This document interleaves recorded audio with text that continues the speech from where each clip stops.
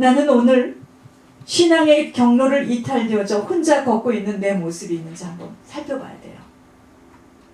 신앙, 종교생활, 교회생활 말고 도중 하차해서 계주로 뛰지 못하고 방청객에 앉아있거나 아예 경기장을 나와 있는 모습이 있다면, 여러분 오늘 이 마라톤을 지속하려면 믿음의 분량만큼 내가 지치지 않고 내 그걸 잘 유지하면서 달리는 거예요.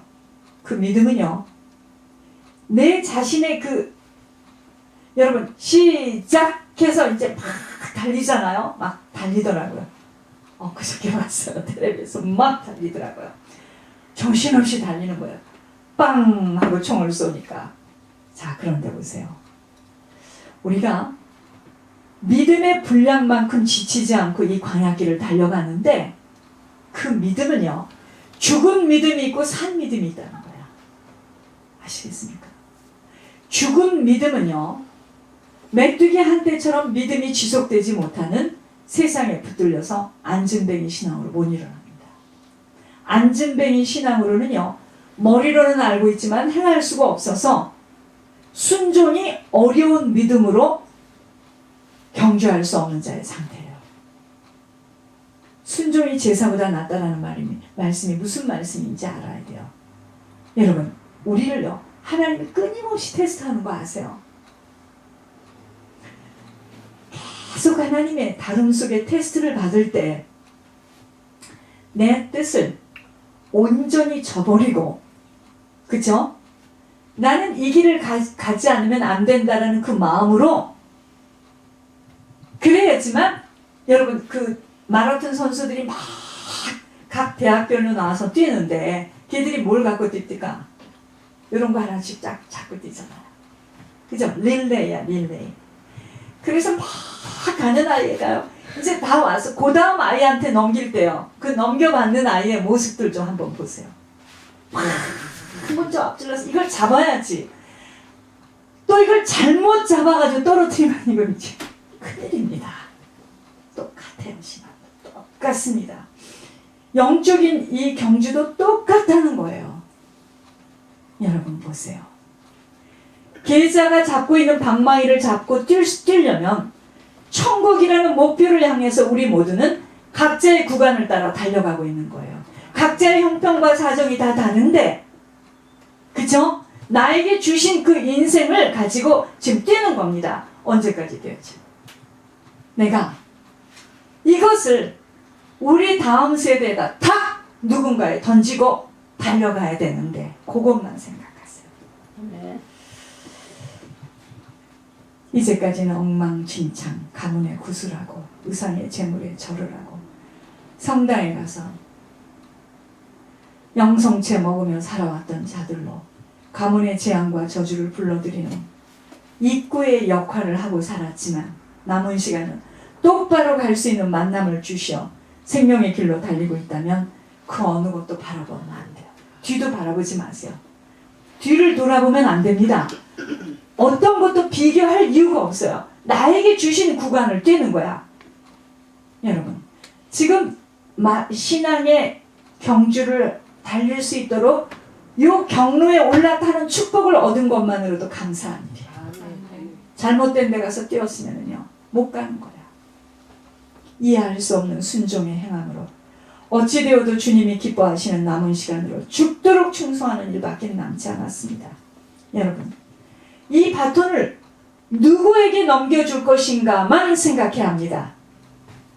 그것만 사촌도 좋아, 조카도 좋아, 손자도 좋아, 누구래도 좋아, 의형제를 맺은 그래도 좋아, 누군가에는 이 바톤을 팍 넘기고 떠난다라는 이 생각만 하라 이 말이에요.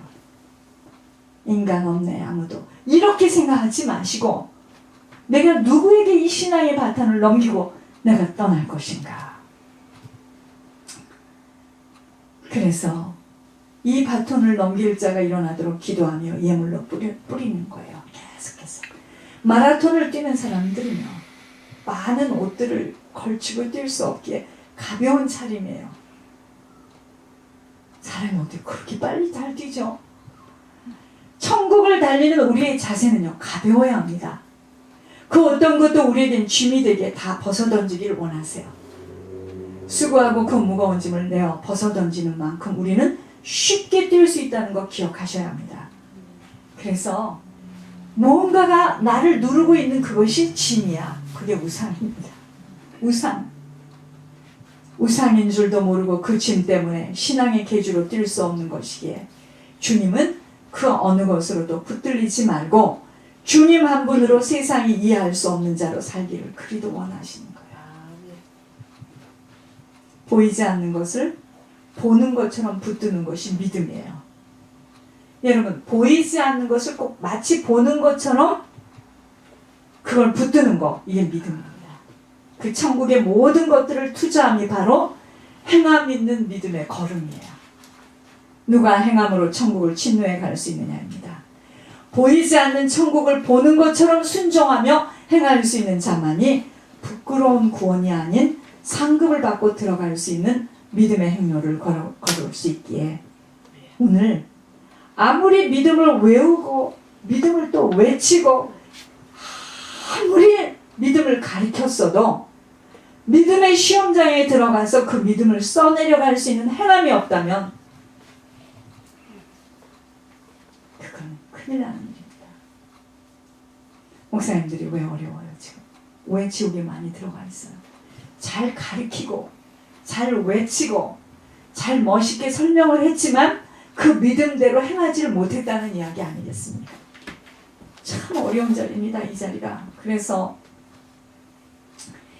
우리가요, 한 가정의 믿음의 장부가 세워져 계주로 흔들리지 않고 달려만 줄 수 있다면 그 가문의 믿음의 씨가 뿌려져 열매를 맺게 되는 많은 후대들이 믿음의 결실을 맺게 될 것입니다. 오늘 이 신앙의 경주를 모르는 만큼은 내 마음대로 이제 선택하고 원하는 대로 마음대로 살기에 후대에게 엄청난 죄의 보응을 치르게 하는 고통과 재앙의 유산을 남기게 되는 거예요. 우리가 지금 그렇게 고통과 재앙의 유산을 받고 살고 있어요. 지금 저희가 우리 조상들이 남긴 것을 지금 받고 살고 있다는 거죠. 여러분, 우리에게 남은 시간은 정말 조심조심 신앙의 걸음을 걸어가야 되겠죠. 여러분, 저는 이렇게 생각합니다. 신앙 없이 일이 잘 되어지는 건 그건 참 위험한 일이에요. 차라리 고민하고 사라지지 않고 풀려지지 않는 자가 이제 하나님의 계획이 그 안에 있어요. 하나님은 모략의 하나님입니다. 네. 근데 우리는 무조건 잘 돼야 돼. 누가 행함으로 천국을 침노해 갈 수 있느냐입니다. 보이지 않는 천국을 보는 것처럼 순종하며 행할 수 있는 자만이 부끄러운 구원이 아닌 상급을 받고 들어갈 수 있는 믿음의 행로를 걸을 수 있기에, 자, 여러분, 어느 것을 뿌려도 반드시 유산으로 남기게 돼 있어요. 무엇을 뿌리든지 똑바로 걸어갈 수 있는 걸음의 영적 싸움을 지독히 치러내야 됩니다. 저희가 함부로 마음대로 살아서는 아니 되는 한시적인 시간이기에 조심해야 돼요. 왠지 아세요? 육신대로 마음대로 살아서는 아니 돼요. 지금은 시간 다 시험 때의 시간이기 때문에 우리가 지금 시험을 치르고 있어요. 아이고, 한 주 한 주 무슨 시험이 그리도 많은지. 영적인 안목이 없이 그저 육신대로 살다가 떠나가기에들 그리도 후대들이 엄청난 고난을 겪게 하심이 바로 영적 법칙입니다. 이 영적 법칙에 따라 상도 주고 벌도 줄 수밖에 없음도 보응의 문제로 공의의 하나님임을 알아야 한다는 거예요. 우리 모두는 지금 신앙의 경주를 뛰는 각 가문에서 뽑힌 계주들로 잡고 있는 작은 방망이, 이게 뭐예요? 말씀의 법도를 가지고 뛰고 있습니다. 말씀대로 아버지께서 명령하신 대로 그 어떠한 이유, 토도 달지 않고 지속하여 마지막 천국문에 다다를 때까지 입을 다물고 뛰어야 합니다. 누구랑 뛰죠? 지금? 혼자 뜁니다. 혼자서 경로 이탈하지 않고 인내함으로 달려가야 합니다. 여러분, 혼자 뛰는 거예요. 혼자, 각자가 뛰는 겁니다. 그래서 구원은 1대1 하나님과 나와의 관계죠. 인내함으로 달려야 합니다. 평상시에 훈련되지 못한 만큼 이게 벌써 그 달리는 사람들도 보니까 빨리 달렸다, 늦게 달렸다. 이 사람 처져 나중에. 꾸준하게 자기 속도를 유지하면서 달리는 사람, 그 사람이 나중에 여러분 이리저리 흔들리다가 넘어질 수도 있고 울다 포기할 수 있지만 다시 일어서야 돼요. 여러분 여기서는요 다 기회가 있기 때문에 다시 일어서야 합니다. 꼴찌를 한다 해도 다음 두자에게 넘겨야 하는 사명이 있기에 못 넘기면 우리 가문은 영영 신앙의 경주는 할 수조차도 없어. 모두 다 불신앙의 처소로 모두들 들어가야 하는 지옥 가문이 되기에 정신을 바짝 차려야 합니다. 여러분 경주는요 끝까지 달려야 하는 법칙이 있습니다. 여러분 그래서 신앙은 연륜이 아니에요. 반드시 나중된 자가 먼저 되는 일이 있다고 말씀을 드렸기에 지속이에요. 그 마라톤 하는 거 보세요. 저 학교가 앞질러 갔다가 또 다음번에 이걸 넘기는 아이가 늦게 넘겨가지고 그 다음 저쪽 학교가 이게 힘들어도 기분 나빠도 창피한 일을 만나도 신발이 벗겨져도 일어서서 다시 달려야 합니다. 지속을 못하면 우리 가문은 살아남지 못하기 때문이에요. 누가 말씀하신 대로 즉각 순종할 수 있어 행함으로 그 믿음을 보일 수 있는지 그 자를 주님은 주인공으로 부르시고 하나님 나라 일을 맡기신다고 하십니다. 그게 고 목사님이야 지금. 경주하는 자의 자세는 두리번거리면 쳐져요. 지금 하나님의 하늘에서 하신 말씀을 가지고 달아보고 재보다가 앞서거니 뒤서거니 하는 순간 말씀대로 순종하는 행하는 자에게 밀리게 되어 있습니다. 민첩한 마음으로 달려야 합니다. 여러분 기차가 막 달릴 때요. 잦은 소리가 나도 그냥 어떡하죠? 기차는 막 철로에서 달리죠. 천국의 소망과 처소를 준비하는 마음 때문에 어떤 자존심, 자아, 못된 성품들 다 잘라내어버리고 믿음의 경주를 지속해 나가야 합니다. 왠지 아세요? 주님 나라 확장 때문이에요. 믿음의 가문으로 새롭게 단장되어야 하기 때문에 자꾸 반복되어 후대들을 생각하셔야 합니다. 그들에게 너무나 미안하고 빚진 마음이어야 돼요. 우리 다 똑같습니다.